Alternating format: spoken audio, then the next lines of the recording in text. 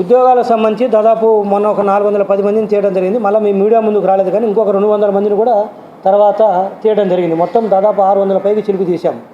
ఈ మధ్యకాలంలో కూడా ఒక 200 మంది పైకి చిలుకు తీయడం జరిగింది. సో మొత్తం 600 పైకి చిలుకు చేయడం జరిగింది. అదేవిధంగా ఇప్పుడు సంస్థను కూడా మేము మళ్ళీ ఫర్దర్గా ఎక్స్పాండ్ చేస్తున్నాం. కాబట్టి ఆ తీసిన స్థానాల్లో ఈసారి బెస్ట్ అంటే ఎట్లంటే అట్లా కాకుండా పొలిటికల్ అపాయింట్మెంట్స్ అలాంటి కాకుండా క్వాలిటీ ఎంప్లాయీస్ని ప్రాపర్ రిక్రూట్మెంట్ ప్రాసెస్ ద్వారా తీసుకోవడం జరుగుతుంది. అదేవిధంగా ఎక్స్పాన్షన్ భాగంగా ఇంకా కొంతమంది కూడా ఉద్యోగ అవకాశాలు రావడానికి అవకాశం ఉంది. రమణ గారు పర్ఫెక్ట్గా మేము ఏది కూడా ఇక్కడ కూడా ఏది దాచేది లేదు. ఏదో లాస్ట్ టైం మాదిరి వాట్సాప్లో మెసేజ్ ఇస్తాను, ఫోన్ కాల్ వస్తేనే కాకుండా ప్రాపర్గా మేము జాబ్ నోటిఫికేషన్ ఇస్తాము. జాబ్ నోటిఫికేషన్ ఇచ్చిన తర్వాత వాళ్ళకి ఇంటర్వ్యూస్ ఉంటాయి.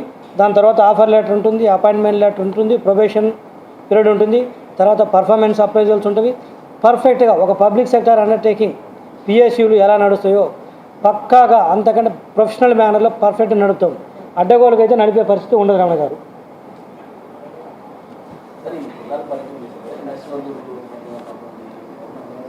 కరెక్ట్. ఎంఎస్ఓలకు వచ్చేసరికి చాలా సమస్యలు. నేను కొన్ని జిల్లాల పర్యటన చేయడం జరిగింది, ఇంకా కొన్ని జిల్లాలు చేయాలి.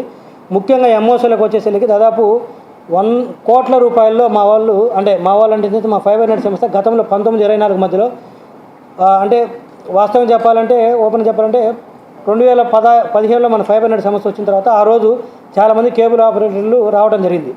వచ్చిన తర్వాత అప్పుడు వచ్చిన కేబుల్ ఆపరేటర్ ప్రతి ఒక్క కేబుల్ ఆపరేటర్ని కూడా 2019 తర్వాత వీళ్ళు ఏమనుకుంటారంటే వీళ్ళందరూ టీడీపీ సింపథైజర్సు కాబట్టి వీళ్ళకి అవకాశం వచ్చింది అనుకున్నారు. కాకపోతే వాళ్ళని ఒక వ్యాపారస్తుల మాదిరి వాళ్ళు సేవ చేయడానికి వచ్చారంటే కాకుండా ఒక వ్యాపారస్తుల మాదిరి కాకుండా కేవలము ఒక ఊహించుకొని వీళ్ళు కేబుల్ ఆపరేటర్లు మొత్తం టీడీపీ వాళ్ళు అనుకొని వాళ్ళ మీద 50 లక్షలు, 1 కోటి, 2 కోట్లు, 3 కోట్లు విపరీతంగా అడ్డగోలు పెనాల్టీస్ చేయడం జరిగింది. సో అవన్నీ కూడా చాలా పెనాల్టీస్ ఉండడం జరిగింది. అవన్నీ కూడా నేను ఒకటే చెప్తున్నాను, వాళ్ళందరూ కూడా అవన్నీ కూడా కేబుల్ ఆపరేటర్స్ మొత్తానికి కూడా గతంలో నేను చెప్పాను, ఇప్పుడు ఈ మీడియా ముఖం కూడా చెప్తున్నాము. ఆ కేబుల్ ఆపరేటర్స్కి అడ్డగోలుగా పెనాల్టీస్ చేసి హింసించడం కోసం పెనాల్టీస్ చేసి వాళ్ళ దగ్గర లంచాలు తీసుకోవడం కోసం పెనాల్టీస్ చేసి ఈరోజు దాదాపు 100 కోట్ల పై చిలుకు పెనాల్టీస్ చేసి పెట్టడం జరిగింది. అవన్నీ కూడా పూర్తి స్థాయిలో విచారించి 100% రుణమాఫీ చేస్తాం. అంటే రుణమాఫీ ఇన్ ద సెన్స్ నా ఉద్దేశం రుణమాఫీ కాదు, అది రుణం కాదు, అది అడ్డగోలుగా వేసినటువంటి పెనాల్టీస్. అవన్నీ కూడా ఆ పెనాల్టీస్ మొత్తం కూడా మాఫీ చేస్తాం.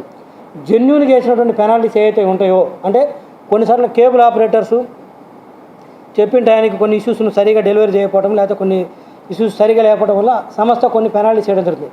అలాంటివి మాత్రం మేము కలెక్ట్ చేసుకుంటాం తప్పితే అడ్డగోలుగా వేసినటువంటి పెనాల్టీస్ మొత్తం కూడా రద్దు చేస్తాము. అదేవిధంగా కూడా లాస్ట్ టైం వీళ్ళు ఏం చేశారంటే రెంటల్స్ అని చెప్పేసి ఒక బాక్స్ ఇస్తే ఈఎంఐ కలెక్ట్ చేసుకోవాలి. అంటే ఆ బాక్స్ ఖరీదు అయిపోయేంత వరకు దాని మీద కొంత కలెక్ట్ చేసుకోవాలి. కానీ ఈఎంఐలు కలెక్ట్ చేయకుండా వీళ్ళు ఏం చేశారంటే దాన్ని రెంటల్స్ కింద కలెక్ట్ చేశారు. అంటే ఒక బాక్స్ ఖరీదు ఒక 4,000 రూపాయలు ఉంటే ఆ బాక్స్ డబ్బులు వచ్చిన తర్వాత కూడా రెంటల్స్ పెడితే వాళ్ళు జీవితాంతం కడుతూనే ఉండాలి. అది నెలకు ఒక 59 రూపాయలు ప్రతి నెల ప్రతి కస్టమర్ నుంచి కలెక్ట్ చేసేవాళ్ళు. అంటే కేబుల్ ఆపరేటర్స్కి చాలా బర్డన్ అనమాట. అది ఒక్కో కేబుల్ ఆపరేటర్ వచ్చేసరికి నెలకు 50,000, 60,000 రూపాయలు ఇట్లా రెంటల్స్ రూపంలో కట్టాల్సి వచ్చేది. తద్వారా కూడా వాళ్ళు చాలా ఇబ్బంది పడేవాళ్ళు. ఆ రెంటల్స్ను కూడా పూర్తిగా రద్దు చేస్తున్నాం. కేబుల్ ఆపరేటర్స్ మొత్తానికి ఎవరైతే ఉన్నారో ఇలా అంటే వాళ్ళ ఈఎంఐస్ కవర్ అయిన తర్వాత కూడా రెంటల్స్ కడుతుంటారు కదా, ఆ రెంటల్స్ మొత్తాన్ని కూడా కంప్లీట్గా రద్దు చేస్తున్నాం. భవిష్యత్తులో ఇలాంటి రెంటల్స్ అనేది కూడా ఉండదు. ఏదైతే ఉందో కాస్ట్ వరకే రికవర్ చేయాలి తప్పితే రెంటల్స్ అనేది అడ్డగోలు విధానం, అది దాన్ని కూడా పూర్తిగా రద్దు చేస్తున్నాం. ఈ మీడియా సందర్భంగా ఈరోజు అంటే ఇది కూడా చెప్పాలి, ఈరోజు లోకేష్ గారి పుట్టిన సందర్భంగా ఈ 2 కూడా కేబుల్ ఆపరేటర్స్కి మేము ఇస్తున్నటువంటి గౌరవం అనుకోండి, వారికి మేము ఇస్తున్నటువంటి what ever you name it. ఒకటి వారి మీద వేసినటువంటి పెనాల్టీస్ మొత్తం రద్దు చేస్తాము. రెండవది ఏదైతే 59 రూపాయలు రెంటల్స్ కలెక్ట్ చేస్తామో పర్ కనెక్షన్కి 59 రూపాయలు, అది పర్ ఆపరేటర్ కాదు, పర్ కనెక్షన్కి 59 రూపాయలు. ఒక కేబుల్ ఆపరేటర్ కింద 1000 కనెక్షన్స్ ఉంటే 1000 మంది నుంచి 59 రూపాయలు కలెక్ట్ చేస్తారు వీళ్ళు. సో ఆ 59 రూపాయలు కూడా పూర్తిగా రద్దు చేస్తున్నాం. వస్తుంది వీళ్ళే సంస్థకు తీసుకుంటుండ్రు, సంస్థ తీసుకొని చెప్తా కదా నెక్స్ట్ ప్రెస్ మీట్ దాన్ని ఎలా డైవర్ట్ చేశారు ఆ ఫండ్ అంతా. వాళ్ళు ఏం తీసుకొని పోనీ సంస్థ అభివృద్ధి కోసం ఖర్చు పెట్టలేదు ఆ డబ్బు అంతా. వాళ్ళు ఇష్టం వచ్చినట్లు వాళ్ళ ఇంట్లో మనుషుల్ని బినామీలకు పెట్టి లాస్ట్ టైం ఎట్లయితే ఉద్యోగస్తుల్ని వాళ్ళకి తెలిసిన మనుషుల్ని తీసుకొచ్చి పెట్టారో ఈసారి కాంట్రాక్టర్స్ని కానీ సప్లయర్స్ని కానీ వాళ్ళ ఇంట్లో మనుషుల్ని తీసుకొచ్చారు. వాళ్ళ సొంత అసలు కాన్ఫ్లిక్ట్ ఆఫ్ ఇంట్రెస్ట్ వస్తుంది. సొంత మనుషుల్ని పెట్టకూడదు, కానీ సొంత మనుషుల్ని పెట్టి బినామీ సంస్థలను పెట్టి అడ్డగోలుగా కాంట్రాక్ట్లు ఇచ్చి రూపాయికి 10 రూపాయలు పేమెంట్ చేయడము, ఇదిగో ఈ విధంగా వాళ్ళ రక్తం మిండి వసూలు చేసిన డబ్బంతా ఫండ్ తీసుకోవడం జరిగింది.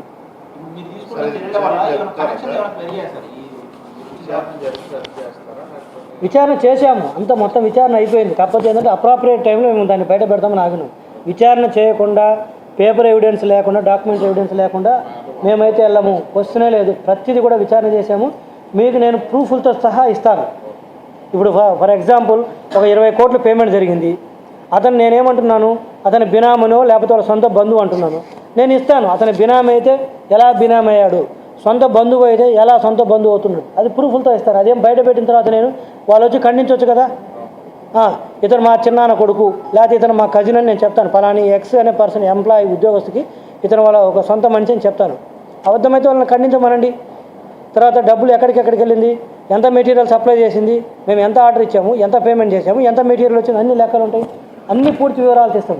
అడ్డగోలుగా ఆరోపణలు చేయాల్సినటువంటి అవసరం మాకు అది ఎవరి మీద లేదు. పాత ఉద్యోగస్తుల మీద లేదు, సంస్థ ఆ రోజు ఉన్నటువంటి యాజమాన్యం మీద చేయాల్సిన అవసరం లేదు. ఎందుకంటే తద్వారా ఏదో మేము రాజకీయ కక్ష కోసము కొన్ని ఆరోపణలు చేస్తే తర్వాతనే బయటకు వస్తాయి కదా. తర్వాత బయటకు వస్తే చులకన అవుతాం మేము ప్రజల్లో. సో పొరపాటు కూడా అవసరమే లేదు. అలా అడ్డగోలున ఆరోపణలు చేయాలంటే నేను ఈరోజు 2 నెలల తర్వాత ఈరోజు మాటలు చెప్పాల్సిన అవసరం లేదు. వచ్చిన 4 రోజులకే చెప్పేసి ఉండేవాడిని. ఎందుకు నేను ఆగింది ఆ రోజు కూడా ఫస్ట్ గుర్తుంది. నేను ఛార్జ్ తీసుకున్నప్పుడు మీకు చెప్పాను.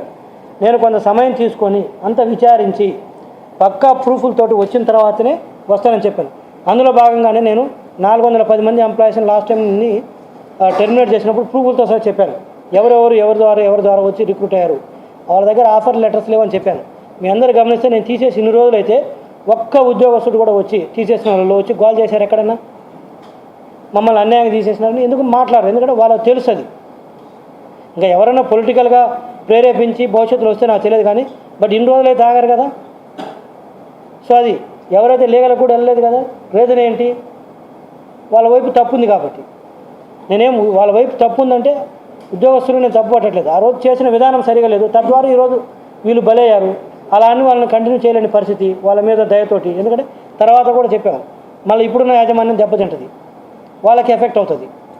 సో అది నేపథ్యం.